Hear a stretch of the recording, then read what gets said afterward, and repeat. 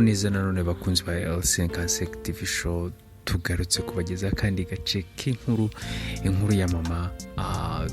Duherukana rero umuhungu bitayeme rwose ameze n'abavuga ati ngomba gutereta uriya mukobwa, ngomba gutereta Jane, byanga binoga bipfa bikunda. Ntabwo duheruka rero kumva amakuru ya mama Nsabi. Reka twatangiriye rero mama Nsabi yagiye gusura mama Nyambo. Ibintu bimeze neza nyine, urabona barishimye. Ariko maze se amakuru yanyu bimeze bite ko tudaherukanye? Mama Nyambo nyine ari kumubwira ati sha nyine ni imvange wumve ngo ibintu ni imvange. Ati sinzi hano nahera mbikubwira, sinzi uko nanabigusobanurira, ati kuko bishobora kuba birebire nyine. None mama Nsabi aramubwira ati ko turabavandimwe mwana, turabavandimwe, buri kintu cyose wambwira, buri kintu cyose icyo ari cyo cyose aho cyaba kiva hose wambwira. Noneho nuza mama Nyambara nako mama Nsabi aramubwira ati ariko hari ikintu nanone njye mbanza kugira ngo mbanze nkubaze. Hari ukuntu ujya ubona ati nsigaye mbona umuntu bitayeme asigaye asa n'uharaye kugendana na Jane. Biriya bintu ubibona ute, ubyumva ute nyine? We hari ibyo ujya ubona? Noneho mama Nyambara aramubwira ati rero sinzi wenda niba ari uko nyine umuntu aba ahugiye muri byinshi, ariko nyine njye mbibona nyine nk'aho ari ibintu bisanzwe. Kuko urabona Jane akenshi na kenshi yatashye umuntu ukunda kumuzana hano ntiyeme. Ati rero nshobora kuba mbifata wenda nk'aho ari ubuvandimwe cyangwa se wenda ari ukugira ngo amwegereze, ariko nyine nta bindi bintu nzi, nyine nta makuru yandinze. Noneho mama Nsabi aramubwira ati rero hari ukuntu nabonye basa naho bari kugenda bacudika, umwe yiyegereza undi. Ntabwo nzi icyo bigamije. Noneho mama Nyambara aramubwira ati wazabajije Yemeka ari umuhungu wawe wahita bigusobanura neza. Ati yego nyine njye wenda nubwo ubona mvugana na Jane, ariko ntabwo nari naba open cyane kuri we ku buryo nyine najya kumubaza ibintu nk'ibyo ngibyo nyine, cyane ko wenda mba ntekereza ko agifite n'ibibazo nkaba numva ko nyine wenda mbimubajije naba ndi kugenda nongera ibindi bibazo mu bindi. Ubwo rero nirinda kubimubaza cyane nyine tu. Noneho mama Nsabi aramubwira ati okay nta kibazo nzagerageza, ariko ikintu kigaragara cyo nuko bishoboka ko amahirwe menshi bishoboka ko nako Yeme ashobora kuba akunda Jane wenda uko mbibona nyine, uko ngenda mbibona. Ati mbona hari akantu karimo nubwo wenda atarabinyerura ngo ambwire. Nkunda kubona yihugikanye na nyirakuru, nkunda kubona nyine bari ku tuntu tw'utubangabanga utamenya. Noneho ntuza mama Nyambara avuga ati ariko hari ikibazo kirimo bakundanye, hari icyo byagutera. Ati cyane ko Jane ni umwana wenda ntago wenda yize, ntago ameze neza, ariko ndikumva ngiye nta kintu byagutwara, cyane ko Jane wenda ari nk'umwana wacu n'ubundi. Noneho mama Nsabi aravuga ati huye nta kibazo kirimo, ahubwo icyo nshaka ni ukumenya nyine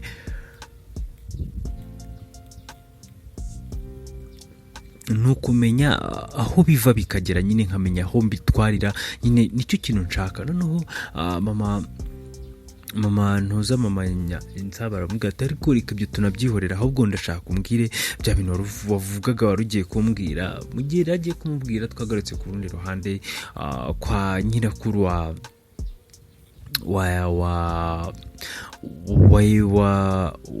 Nsabi, n'ubundi ari kumwe na Nsabi bari kuganira, ariko mugatese inyoko iriya mipangu y'ukuntu uri kugenda wigisha graferi, ubundi biriya bintu ubizute nyine ubizute. Noneho nyirakuru aramubwira ati riga mwana wanjye, imyaka mbambaye ku isi ni myinshi, ibyo nagiye nyuramo ni byinshi, ibyo nagiye mbona ni byinshi, abo nagiye mpura nabo ni benshi. Ati ibaze nawe byibura imyaka igera ku hafi 80. Ati ubuzi ibintu mba narabonye. Ati ibaze we ibyo umaje kubona ku myaka yawe itarengeje 20 noneho wibaze noneho ibyo ngira nabonye muri kugeza ku myaka hafi 80 yanjye. Ati nagiye mbona byinshi, bibi byiza, ibivange biki byose nagiye mbibona, byagiye binyura imbere y'amaso. Ati rero ukumva ko mbana naragiye mbona byinshi, nabonye aho benshi bahurira, nabonye aho benshi, ni byinshi mwana wanjye, ni byinshi pe, ni byinshi. None se mama nyogoko ati turiya tuntu nyine two guteretesha, turiya tuntu nyine ugenda ubwira Yeme ati two kujyana amabombo, amayawurute, iteme yasaze, atari kubona ngo ibintu byose biri kugenda bicamo ngo uri kumukorera umuti. Ati biriya bintu nyine ubimenye ute. Noneho nyirakuru aramubwira ati nizere ko nawe udatangiye kujya mu rukundo, ati banza urangize ibyo kwiga, banza urangize amasomo yawe. Noneho ntuza aramubwira Eme nako ntuza Nsabi aramubwira ati hoya nyogoko ntabwo ngiye nyine ngiye kubijyamo, nta nubwo nkeneye kubijyamo aka kanya, ariko ati ntawamenya n'igihe cyose nazabigiramo, ati naba mbizi nyine, naba nzi utuntu nka turiya, kuko nabonye ari ubwenge, nabonye ari utuntu nyine twiza byatari. Noneho nyirakuru aramubwira ati none se ushaka kubimenyera iki ko utarabijyamo? Nubijyamo nzaba mpari. Noneho Nsaba aramubwira ati none se nuba udahari? Nyirakuru aramubwira ati ubwo ushaka kunshyiraho mwana wawe, ati ushatse kuvuga iki? Noneho Nsaba aravuga ati oya nta kintu nshatse kuvuga, ahubwo nyine numvaga nyine wakabaye bimbwira nanjye nkabimenya. Ati noneho nyirakuru ahita amubwira ati ko ubona ukuntu ndenze, ubona utuntu ndi kumbwira ukuntu turi kurya, ati bundi buriya umukobwa ukimubona ukumva uramwishimiye, nta mpamvu yo kwirirwa ujya gutindatinda, nta mpamvu yo kwirirwa ujya kubinyuza ku ruhande, ujya kubicisha wapi. Tugende uhita umubwira, wamugira ute, wamukorera utuntu tw'utujesite ku buryo byibura arahita byibonamo, cyangwa se arabona ko gahunda nawe uzirimo. Ati buriya aba ari byo byiza kuruta uko wajya ugenda umucembacemba nyine umwaca hirya undaca hino ndagira ute mugenda mwiraza inyanza. Wowe genda niba utabimubwira direct, ariko ukora geste bigaragara ko nyine ku buryo nawe akubona akavuga ati byanga bino umuntu ashobora kuba hari ikindi kintu kibyihishe inyuma. Ati kandi yatangiye gutekereza ko hari ikindi kintu kibyihishe inyuma, bituma nyine nawe hari ikindi kintu akora. Noneho mu gihe bari kuvuga gutyo, Nyambo yisaza nyine arabumva, nyine arabumviriza, arangije ahita avuga ati nyogokuru atamubwiza ukuri, mbona ari mu bugoryi, mbona nawe wagira ngo ntabwo abizi, mbona wagira ngo nta kintu ajya yibwira. Tuzi abakobwa birirwa bamusarira, uzi abakobwa birirwa bamugendaho, ariko reka da. Noneho Nyambo nako nyirakuru ahita avuga ati muri abo ngabo kandi wasanga urimo. Ati Nyambo mba mbibona ushaka kuba urimo. Noneho Nyambo ahita avuga ati wapi ntabwo ndimo. Nyine wari kubivuga nyine asa n'urya indimi nyine ukuntu. Nyirakuru avuga ati ko mba mbona, ati nyamara njyewe reka nibyo nabwiraga Nsabi, ati maje mfite imyaka hafi 80. Ati ibintu byose rero buriya njye mba mbibona. Ati mambibona. Noneho Nsaba ahita avuga ati nyogokuru urabona iki ushatse kuvuga iki? Noneho Nyambo ahita avuga ati reka nyogokuru abatubeshye, ati imyaka 80, ati nanjye ni nkuko maze imyaka 20 n'ingahe, ariko nanjye buramba mbibona nyine. Nyambo ahita ajijisha nyine, aramuga ati nyogokuru umeze ute, amakuru? Nyirakuru avuga ati meze neza. Ati se hano mufite iki? Nyirakuru avuga ati nta kintu kibuze. Avuga ati noneho sasa ngiye ndi kumva nanakumbuye no kugusangira icyayi nawe, reka njye guteka agacyayi tuba twinywera. Yahise agenda. Noneho Nyirakuru ahita namwicira akajisho ukuntu, ahita avuga ati, ahita akora ku munwa, aravuga ati asa nkamuga ati ceceka nyine. Noneho Nyirakuru nako Nyambo yaragiye, ntuzanye Nyirakuru Nsaba ahita sigara abaza Nyirakuru ati simushatse kuvuga iki, biriya bintu bashaka kuvuga ni ibiki? Nyirakuru avuga ati hoya, ati ntabyo ahubwo turi kuganira kuki. Twagaritse rero kuri rwa ruhande rwa baba mama babiri, mama Nyambo ndetse na mama wa Nsabi bari kuganira.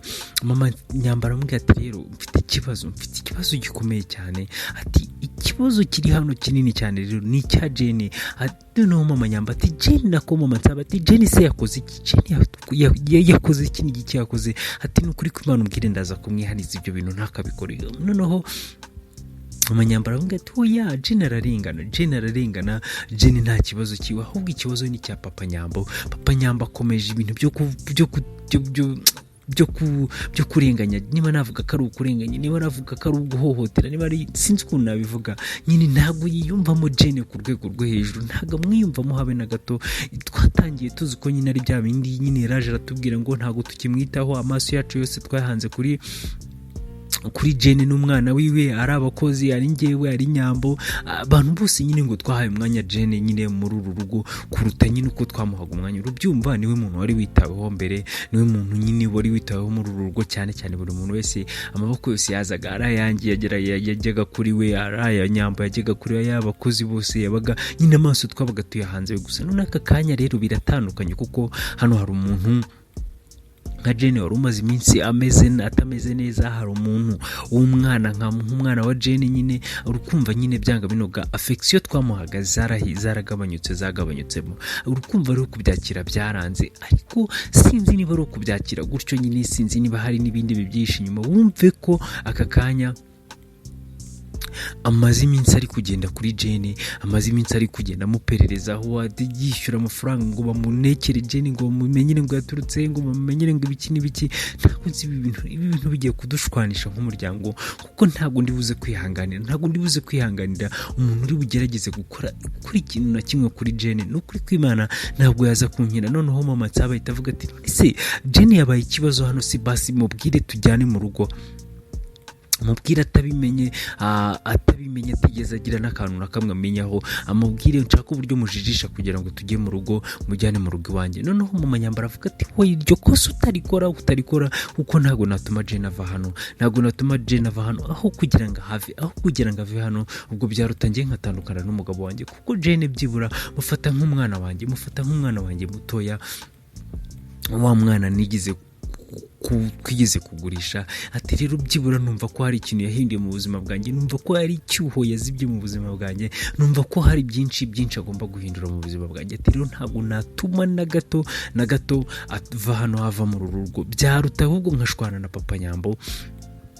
byaruta tugaserera tugakora buri kimwe cyose. Ntabwo kuvuga ngo nakwemera ko Jane ava hano, ntabwo bikunda, ntabwo bizanakunda pe, ntabwo bizanakunda. Noneho mama Nsaba aramubwira ati ariko ibyo bintu biri buze gutandukanya wowe, biri buze kubatandukanya, kandi ikindi na Jane nawe naramuka amenye ko ari ibyo ngibyo biri kuba, nawe ntari buze kwihangana, ntari buze kubyihanganira. Ati ubwo rero timbwira, ati turebe ikintu dukora. Noneho mama Nyambara avuga ati rero nta kintu cyo gukora kiri hano, nta n'ibindi bintu nshaka. Njye icyo nshaka ni ukubana na Jane, ni ukubana hagati yanjye nawe, hamwe ibintu bimeze neza. Ati ewana, ati nta kintu nshaka kiri buze hagati yanjye nawe.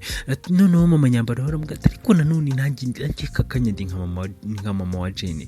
None se Jane kumva izo ntambara ari buze kuzikomerekeramo, murabizi ko Jane ameze nabi, ntabwo arakira mu mutwe neza ku buryo ibyo bibazo byose byagenda bimwitura hejuru. Tibaze ejo naza kumva ko ari uri kubateranya muri uru rugo, akumva ko ari kuguteranya n'umugabo wawe, akumva ko ari guteranya Nyambo na papa wiwe. Ati ibyo byose namara kubyumva azumva ko yicira imanza, atuzahita noneho yivumbura, usange noneho biteje ibindi bibazo birebire. Ati ubwo se biraza kugenda gute? Noneho mama Jane aravuga ati ibi bintu byose ndaza kubihanduringa, ibintu byose ndaza kubyitaho, ibintu byose ndaza kubitekereza, ndaza gushaka uburyo byose mbikemura. Ati we ntugire ikibazo. Noneho twagarutse ku rundi ruhande rero papa Nyambo ari guhura n'abagabo, aravuga ati aka kanya na n'ubu ngubu nta makuru murabona. Ati nyine ko ibi bintu birangira, nyine ko bivaho ngaho. Ati kuko ibaze ko umugore wanjye amereye nabi, umugore wanjye n'umwana wanjye bamereye nabi, rero nshaka ko ibi bintu mubona amakuru vuba. Ati kuko nshaka ko nindamuka ngize akantu kagafuti na gato cyangwa se mbona kadasobanutse kuri uriya mukobwa, nzahita mwirukana mu rugo rwanjye direct ako kanya nzahita mwirukana nta mishinyiko. Ati none se bose ku kantu ushaka nakaye ko tutakumva. Ati ese ko nabishyuye ngo mukore iperereza, ndashaka ko mwafata DNA test, mwafata buri kimwe cyose, mwafata mukajya gupimisha. None izo DNA test turazifata tujye kuzipimisha, turazifata tuzisanishe n'izihe, noneho umusaza nawe byamucanze, yabuze icyo akora, yabuze icyo areka, nyine ntabwo ari kubyumva. noneho rero umusaza nyine nawe akomeje kugira nyine akomeje kugira zagara muri wewe, aravuga ati rero munshakira ahantu murakura amakuru nyine yahise ajya mu modoka, yirukanka. Akijya mu modoka rero ewana habaye accident, aravuga ati nyine yagiye ari kuvuga cyane abagisida nyine imodoka isa n'imugusha nyine isa n'imugonga nyine indi modoka yaturutse inyuma. Nyine we yinjiye mu muhanda, mu kwinjira mu muhanda yinjiramo na za stress n'ibiki byose, yinjiramo atarebye nyine imodoka isa n'imukubita ku ntuza, nyine indi modoka isa n'imukubita inyuma, arangije akora accident nyine yasa no kubita umutwe kuri vola. Ubwo nyine ako kanya rero nyine bahise basohoka bavuga ati ubaye iki, bimeze bite na babandi bari baje aho ngaho, baravuga ati musaza abaye iki. Reka rero dutegereze se papa Nyambo impanuka araza kuyikira, ese araza kumera neza, nta kundi amatsiko usigaranye yazashoretse gukurikirana kandi gace ko butambara koze. Mukomeze kugira ibihe byiza.